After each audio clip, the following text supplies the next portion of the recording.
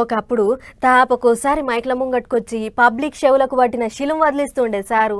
గీ నడుమ ఎక్కడా కానొస్తలేడు, ఏమైపోయిండో, ఎక్కడున్నాడో అని అందరూ అనుకుంటుంటేనే ఇగో దోస్తుతోని కలిసి జంటగా కనిపించిండు. మరిగా గా సారే వాళ్ళు ఏం కథ చూడాలి కదా, చూడుర్రి. ఆగో టక్కున చూస్తే కూనం బట్టర్ కావచ్చు, జర్ర పరిచవచ్చి చూడుర్రి సార్ ఎవరిలో సమజైతుంది.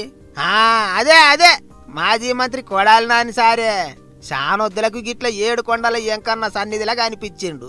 ఎప్పుడు చూసినా రింగుల జుట్టుతోని గుబురు గడ్డంతోని కనిపించే సారు గిట్ల శానొద్దులకు నీటుగా సౌరం చేయించుకొని కనిపించటాలకు ఆగో గీనెనే ఇక్కడనో చూసినట్టే కొడుతుంది కదా అనుకున్నారట తోలుతా పబ్లిక్.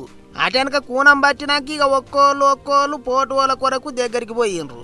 ఇంకో ముచ్చటేంటిదంటే కొడాలి నాని సారును కూనం బట్టర్ కావచ్చు అనుకున్నాడు ఏమో గాని పక్కపోయింటే ఉన్న పేరుని నాని సారు ఇగ గీననే అని చూపించిండు అందరికి. ఇక ఇద్దరు లీడర్లు మంచి దోస్తులని అందరికి తెలిసిందే. గట్లనే దేవుని దర్శనానికి కూడా కలిసేపోయిండ్రు.